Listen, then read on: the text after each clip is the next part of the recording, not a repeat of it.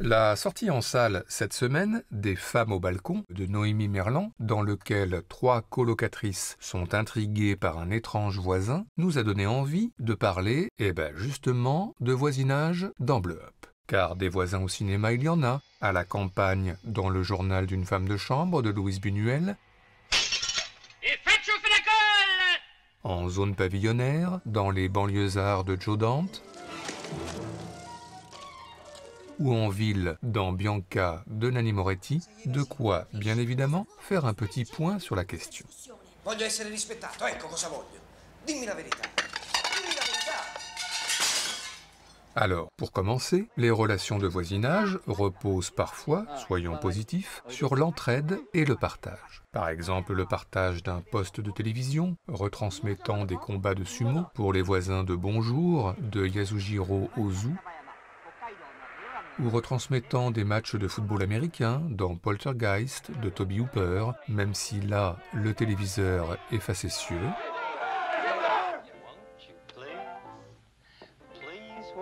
Sinon, le voisin peut aider à faire des courses, en tous les cas Elliot Gould, détective privé bougon mais sympa, dans Le Privé de Robert Altman. Could you pick me up some brownie mix? I'd really like to make some brownie. I'll get you some brownie mix. Get 2 boxes. 2 boxes. But kind. Le voisin peut aussi amener des spécialités gastronomiques, notamment Monsieur Preskovic, Zatko de son prénom, dans Le Père Noël est une ordure. J'ai réussi à le récupérer, ça sort du four, c'est brûlant. Oh, de dessert, c'est une bûche? Non, c'est Cloug. Ah non, ah non. Et puis, dans un registre différent, le voisin peut aussi aider à lire des courriers importants, en tous les cas Jean-Pierre Bacry, face à sa voisine Fatia Chérigen, mère inquiète, dans le court-métrage Un dimanche matin à Marseille, Béranger, de Mario Fanfani. Maman, 2 mots pour te dire qu'ici ça va. Je mange à peu près normalement, même si j'ai pas très faim à cause des nouveaux médicaments, mais ça va. Sinon, le voisinage est même l'occasion de moments de solidarité collective, et notamment dans The Old Oak de Ken Loach, avec cet hommage de tout un quartier à un voisin récemment décédé. Et puis, solidarité toujours, les voisins peuvent aussi parfois sauver, comme Michel Aumont face à un Daniel Auteuil au bout du rouleau, dans Le Placard. Faites pas ça, vous allez bousiller ma voiture. Je suis garé sous votre fenêtre, vous allez me tomber dessus à tous les coups. Ou de façon plus urgente et plus paniquée, dans L'échelle de Jacob, pour faire tomber la fièvre soudaine et possiblement mortelle de Tim Robbins. Sam, help me. Sam. Come on. Enfin, le voisin, et en l'occurrence la voisine, Gena Rowlands, dans Gloria de John Cassavetes, peut aussi sauver un enfant menacé par la pègre en le recueillant dans son appartement. I don't know what to do. Your father told you to come with me, so come on. Mais encore, on tombe parfois amoureux de son voisin ou sa voisine au cinéma, en tous les cas Michael Stuhlbarg dans A Serious Man des frères Cohen, qui grimpe au départ sur son toit pour réparer l'antenne, mais finalement pas que. De même dans Les Noces rebelles de Sam Mendes, des regards qui ne trompent pas entre David Harbour et Kate Winslet, épouse délaissée dans l'Amérique des années 50. Un peu comme dans Liaison secrète de Richard Quinn, entre Kirk Douglas et Kim Novak, pour une relation adultère qui commence par un échange de regards à l'arrêt du bus scolaire. Et puis, autre lieu de rencontre important entre voisins, l'ascenseur, par exemple dans Happiness de Todd Solondz, entre Lara Flynn Boyle et Philip Seymour Hoffman, pour un résultat incertain. How's it going? Okay. Et puis les premiers échanges, volubiles et bruyants, sur court, entre Joaquin Phoenix et Gwyneth Paltrow dans Two Lovers. Hey, what are you doing? You taking my picture? Yeah. Well, I was actually trying to get your attention. Avant les rapprochements, et là, un seul exemple entre mille, la poésie de The Hall de Tsai Ming Liang, avec un trou entre 2 appartements qui va paradoxalement réunir 2 voisins alors que le monde au dehors sombre dans le chaos. Enfin, certains voisins se croisent chaque matin sans se voir, comme Garance Clavel et Joël Brice, chat et chien, dans Chacun cherche son chat de Cédric Lapiche, et ne comprendront leur attirance qu'à la toute fin. Bonjour. Une idée que Cédric Lapiche reprendra 20 ans plus tard, dans 2 mois, avec Anna Girardot et François Civil, voisins perdus dans leurs pensées et dans leur solitude, et qui finiront par se rencontrer à un cours de danse plein de promesses. Mais à part ça, eh bien à l'inverse, les relations de voisinage au cinéma sont aussi, et en fait le plus souvent, conflictuelles. Déjà, elles disent souvent l'hypocrisie, la fausseté, les apparences préservées quoi qu'il arrive, comme dans American Beauty, aux grandes dames de Kevin Spacey, ou dans Truman Show de Peter Weir, aux grandes dames de Jim Carrey, même si celui-ci ne le sait pas encore. Good morning! Morning. Good morning. Oh, and in case I don't see you, good afternoon, good evening, and good night.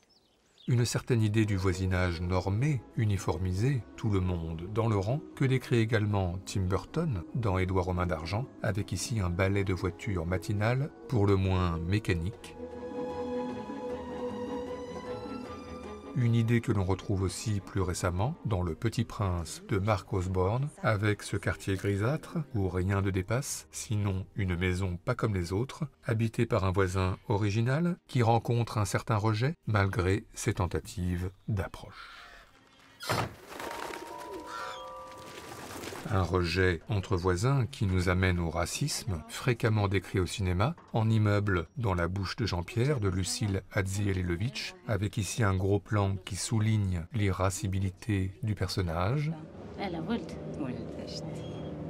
mais aussi le racisme en zone pavillonnaire, notamment dans l'Amérique des années 50, que décrit George Clooney, réalisateur dans Bienvenue à Suburbicon. Is Mrs. Myers about? I'm Mrs. Myers.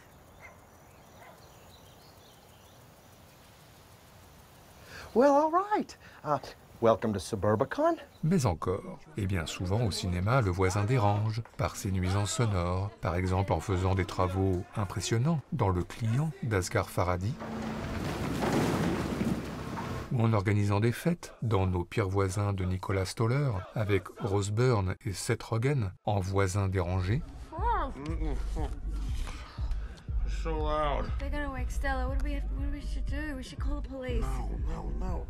Ou dans Aquarius de Kléber Mendonça Filho, avec Sonia Braga en voisine contrainte à l'insomnie. Alors l'intervention du voisin excédé, comme Claude Pieplu face à Roman Polanski, dans Le Locataire. Vous faites un vacarme insupportable, monsieur. Et si certains fêtards sont gênés par une telle interruption de soirée, d'autres, au contraire, s'en moquent et allègrement, en tous les cas les ados de Projet X.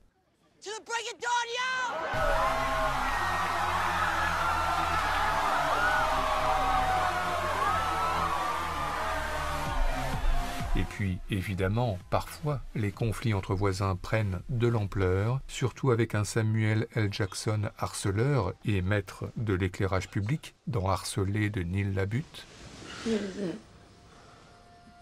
Ou pour Tilda Swinton, mère déboussolée et perdue dans We Need to Talk About Kevin de Lynn Ramsay, en proie à la vengeance de son voisinage. Ou encore pour Denis Ménochet et Marina Foïs, agriculteurs installés dans un village de Galice, en proie, eux, au ressentiment dans Asbestas de Rodrigo Sorogoyen.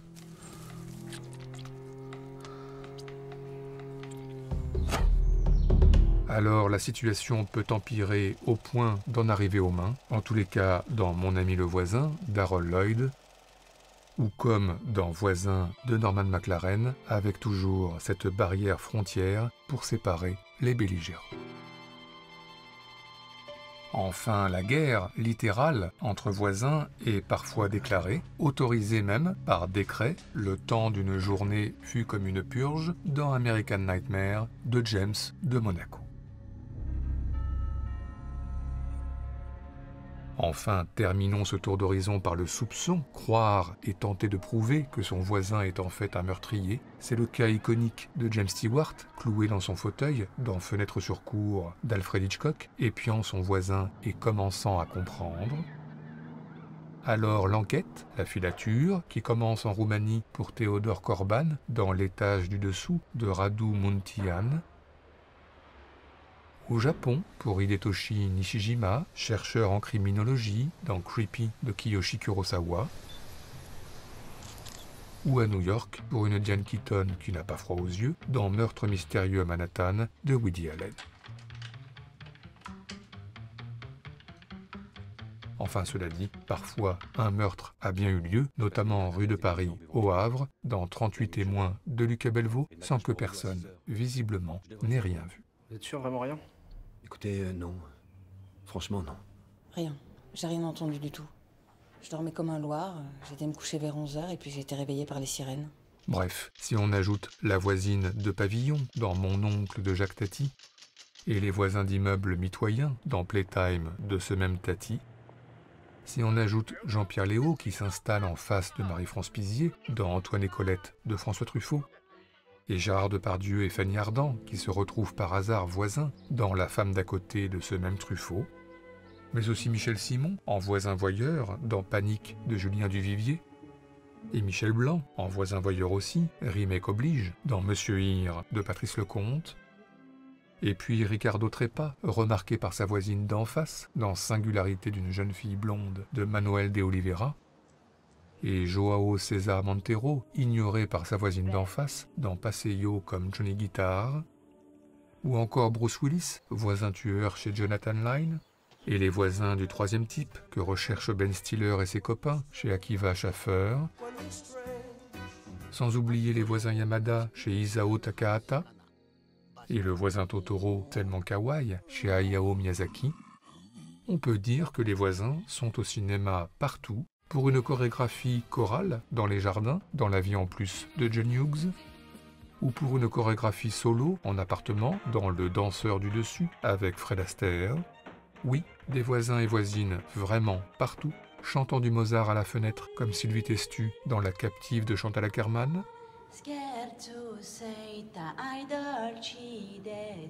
soufflant des bulles de savon dans l'escalier, comme Dominique Pinon dans Délicatessen de Caro et Genet, ou jouant avec le tuyau d'arrosage dans la cour, comme Gustave Kervern dans la cour de Pierre Salvadori.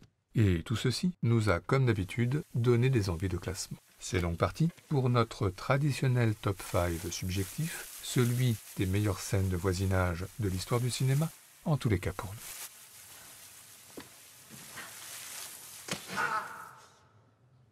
Notre numéro 5, commençons par l'un de nos chouchous, Krzysztof Kieślowski, et plus précisément son film Brève histoire d'amour, issu de sa série Le Décalogue, qu'il réalise en 1988. Une variation autour du Fenêtre sur cour d'Hitchcock, avec Tomek, employé à la poste, qui croise régulièrement, séparé par une vitre, sa voisine Magda, avant de la retrouver à son insu tous les soirs dans l'immeuble d'en face et toujours séparés par une vitre pour des scènes troubles magnifiées comme toujours par la musique de Zbigniew Presner.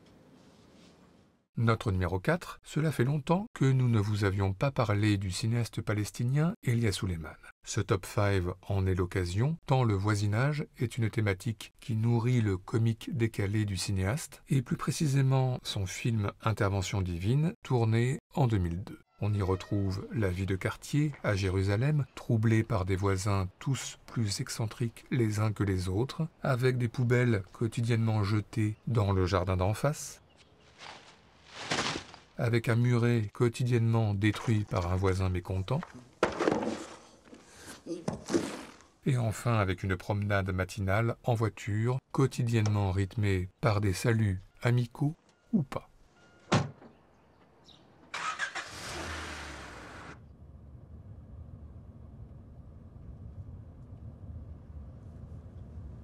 كالسخط الصباح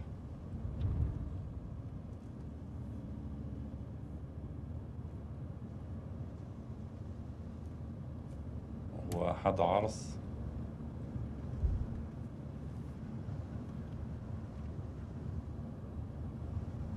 واحد مانياك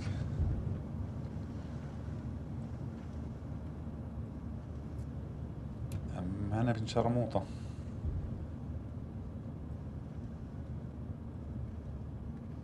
نطلع النم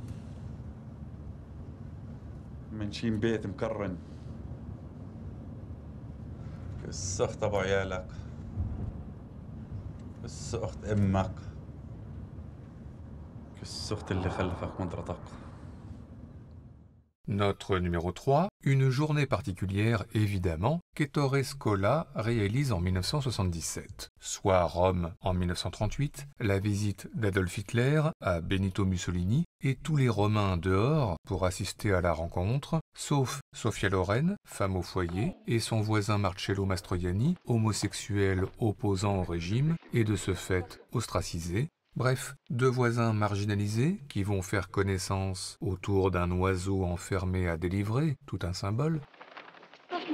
Puis les rapprochements, le temps de quelques pas de rumba, comme autant de pas de côté volés au temps et à la barbarie.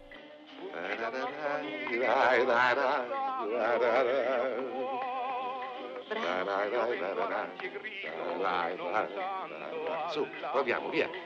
Su che è facile. Con il sinistro bimbe innamorate, gli aranci con frate hanno un magico sapore. E voi ci andate spesso a ballare? Mai! E allora perché vi state imparando la rumba? Così.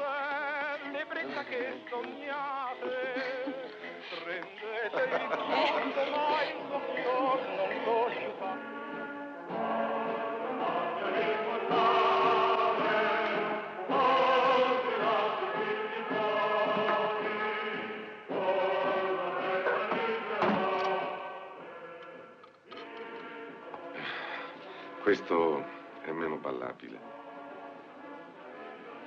E adesso scappo. Tengo certa roba sul fuoco. Notre numéro 2, Diamant sur canapé de Blake Edwards, bien sûr, et plus précisément Audrey Byrne, alias Holly Golightly, adorable voisine, qui chante la sérénade au balcon à George Peppard, alias Paul Varjak, écrivain en mal d'inspiration, le tout sur le Moon River d'Henri Mancini, tout à fait officieusement l'une des 2-3 plus belles chansons de l'histoire de la musique, pour du coup l'une des 2-3 plus belles scènes de l'histoire du cinéma. Wherever you're going, I'm going your way. Two drifters off to see the world. There's such a lot of world to see.